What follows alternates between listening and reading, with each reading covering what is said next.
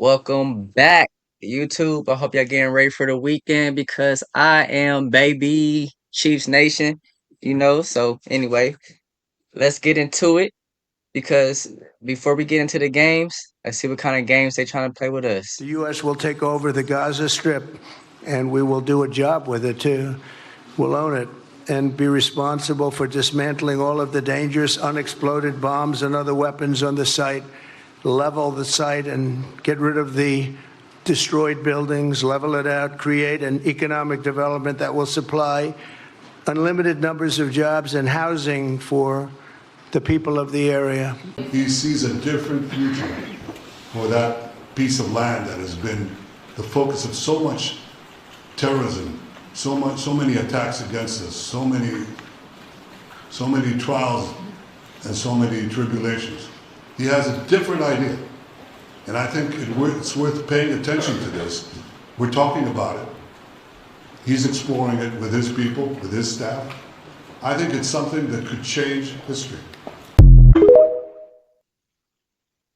What do you think the ratio of what President Trump said to what will be explained away within a day or so will be on this move? America's going to have an ownership in Gaza, and the people who were there probably shouldn't be allowed back. First of all, I think 95% of what he said, if not all 100 of it, is going to be dismissed. I can't imagine the United States of America inserting itself and the American citizens, I happen to be one of them, being okay with that.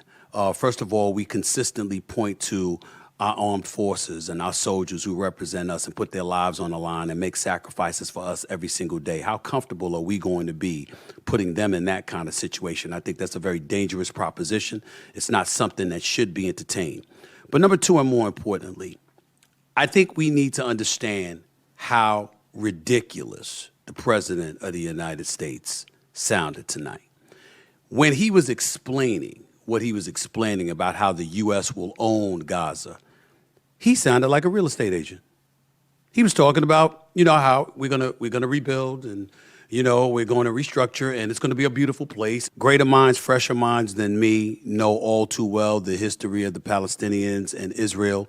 We know the Israeli-Palestinian conflict spanning decades. None of us should take this lightly. We should treat it with the seriousness that it deserves. And what I will say is that we certainly shouldn't be hearing about real estate opportunities. There's a lot of controversy behind that, but what do y'all think? Put it in the comments because I don't necessarily agree with Stephen A on this. I think it was a good idea because it was a war. It was a battleground. Like, just cut it out. Here, I'm gonna take it. Y'all fighting for it? Here, I'm gonna take it. We got the strongest army in history right now. Nobody's gonna mess with our army. So if you don't want to see all these people just dying for no reason, treat them like, how they're acting. Like, you just take it. Now nobody can fight for it. And he said that he had people in play for, for them to go and stuff like that. I don't think he just gonna just leave them out for cold. So we're gonna see how this play out. But what do y'all think in the comments? Entire public career criticizing foreign entanglements, nation building, sending American troops to fight abroad, particularly in the Middle East. This plan seems like it could ultimately involve all of those things. Can you explain this reversal and how building and owning Gaza squares with America First foreign policy? I would reject the premise of your question that this forces the United States to be entangled in conflicts abroad. The president has not committed to putting boots on the ground in Gaza. He has also said that the United States is not going to pay for the rebuilding of Gaza. His administration is going to work with our partners in the region to reconstruct this region. And let me just take a step back here because this is an out-of-the-box idea. That's who President Trump is. That's why the American people elected him. And his goal is lasting peace in the Middle East for all people in the region. And as I said in my opening remarks, we've had the same people pushing the same solutions to this problem for decades. And it's been made very clear to the president that the United States needs to be involved in this rebuilding effort to ensure stability in the region for all people. But that does not mean boots on the ground in Gaza. It does not mean American taxpayers will be funding this effort. It means Donald Trump, who is the best deal maker on the planet, is going to strike a deal with our partners in the region. Fox News alert, the Justice Department just released the bombshell report that we've been waiting for. What actually happened on January 6th? The FBI had 26 confidential human sources there that day. 26. A confidential human source is a guy the FBI pays to spy for them. Of the 26 confidential human sources who were in D.C. on Jan 6th, 4 entered the Capitol during the riot. An additional 13 entered the restricted area around the Capitol. So more than a dozen FBI spies participated in the so-called insurrection. A bunch of them broke into the Capitol. Their own inspector general says this is what happened. But that's not what they told you when they testified under oath. Those who were there in an undercover capacity on January 6th, how many were there? Again, I'm not sure that I can give you that number as I sit here. I'm not sure there were undercover agents on scene. I thought I heard you say you didn't know whether there were FBI agents or informants or human sources in the Capitol or in the vicinity on January 6th. Did I misunderstand you? I thought that's what you said. Well, I referred very specifically to undercover agents. Yeah. And so are you acknowledging then there were undercover agents? As I sit here right now, I do not believe there were undercover agents on scene. What? He does expect the Olympic Committee and the NCAA to no longer allow men to compete in women's sports. And I think the president, with the signing of his pen, starts a very public pressure campaign on these organizations to do the right thing for women and for girls across the country. Again, this is an incredibly popular position. There have been many notable female athletes who have had the courage to speak out against some very powerful institutions in this country. They deserve to have a voice and a say. The president is bringing their voice to the highest level at the White House this afternoon, and he expects these organizations to comply with this federal executive order that he'll be signing today. Thank you. And one more, on media coverage of this executive order and the topic in general, what's the White House's view of framing that calls men transgender females or similar rhetoric coming from organizations like the ACLU and GLAAD? Well, it's been very clear. The policy of this administration is that there are only 2 sexes, male and female. Pretty simple. Strong message to Democrats who are out there pretending to be outraged about the long list of crap that this administration is cutting, federal waste and funding, like $2 million for sex changes in Guatemala, $6 million to fund tourism in Egypt, $20 million on a new Sesame Street show in Iraq, $4.5 million to combat disinformation in Kazakhstan. I could go on, and I'm happy to provide this list to every single one of you. Democrats are outraged that the American people want to be, they want their taxpayers going to good uses, not stuff like this. But then they're very quiet about the fact that there are still North Carolinians and people in California who have lost everything. And in the last 4 years, this federal government did nothing to help them. This president will continue to put Americans first. And I think the successes of this week so far speak to that. And it's only Wednesday. So I'll see you guys later this week, and we'll see you this afternoon. Thank you very much. Yeah, I like her. What's her name? Karoline? Leavitt? Yeah, I like her. That's what we paying how many million yeah, 20 million for a Sesame Street show? Look, that's crazy. So what do y'all think in the comments? Like, what do y'all think we spending? You think they were spending unnecessary money back in the day, back last year? You think that we were spending unnecessary money that last year? I just seen a picture today. Eggs is literally, it was $11. It really was. I haven't been to a store in forever because I don't want to see them prices. Like, oh my goodness. Yeah, what do y'all think? Importance.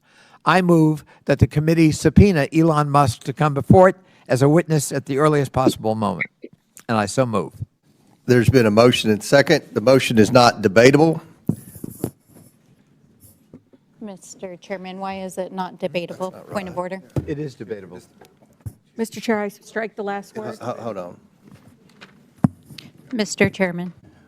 Mr. Chairman, why don't we want to debate Elon Musk coming in and talking to us about his work and how he's enriched himself for $64 billion? There's Mr. Higgins. Point of order. Now, Mr. the motion is not debatable. As many Point of order, Mr. are in Chairman. favor of tabling. Point of order, state your point.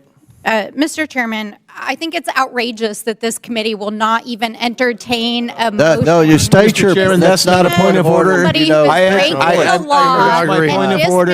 dismantling our federal There's agencies demagoguery. You're and hiring demagoguery. federal Out of order. agents No, and we don't listen to hacking demagogues. data, Out of and order. you will not Out of order. even Out of order. entertain a motion The to motion bring is this Mr. to Chairman, the this is president. demagoguery. This is out of Oversight order. committee. They're going to put a small group of people. They're going to run secretly. Behind closed doors. You're out of order. You know you're out of order. You know the rules of this committee. Rubio announced a deal this week that Hey. would allow potentially Americans to decide. Yo, they want Elon bad. They want Elon so bad, dude. He said, "Yeah, we can't do that." Oh man. for criminals to be put in a different country. Is that something you're looking to do? No, I didn't know that he announced that yet, but if he did, it's fine, yeah. We have hardened criminals, horrible people. You see them pushing people into subways. The train is coming. Last week, guy walking around and just sees somebody waiting for the train. Train's coming 40 miles an hour, and he gets pushed into the subway. And that happens all the time. These are sick people. If we could get them out of our country, we have other countries that would take them. They could. It's no different than a prison system, except it would be a lot less expensive, and it would be a great deterrent.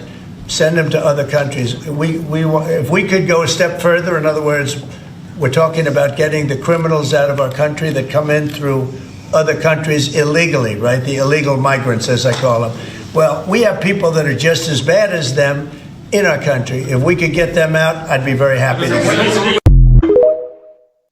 Hey, that means look, he's not playing with nobody. Anybody can get transported up out of here. That's basically what he's saying. Like, we have some, yeah. So that make you think twice about doing the crimes that you do. Like, you think about not coming back. Like, you really not coming back once you get on that plane. Like, my colleagues, none of this today that you are bringing makes sense. Your inconsistencies, your hypocrisy, your sycophancy, unless you are in a cult. And guys, I'm starting to think you're in a cult. That is your right, but it's not your responsibility. I promise you that's not what your constituents would want. So if you believe in states' rights, except when a jury in that state convicts your nominee for president, you might be in a cult. If you claim you back the blue but want to defund the police when the police go to your nominee's house to retrieve national security secrets, you might be in a cult. If you're supporting a guy whose felony convictions prevent him from getting a security clearance, you might be in a cult. And if the guy you're supporting for president has felony convictions that prevent him from going to Argentina, Australia, Brazil, Cambodia, Canada, Chile, China, Cuba, Dominican Republic, Egypt, Ethiopia, Hong Kong, India, Indonesia, Iran, Ireland, Israel, Japan, Kenya, Macau, Malaysia, Mexico, Morocco, Nepal, New Zealand, Peru, Philippines, Singapore, South Africa, South Korea, Taiwan, Tanzania, Tunisia, Turkey, Ukraine, United Arab Emirates, and the UK, you might be in a cult. dang. He said, they banned him from going everywhere. Damn.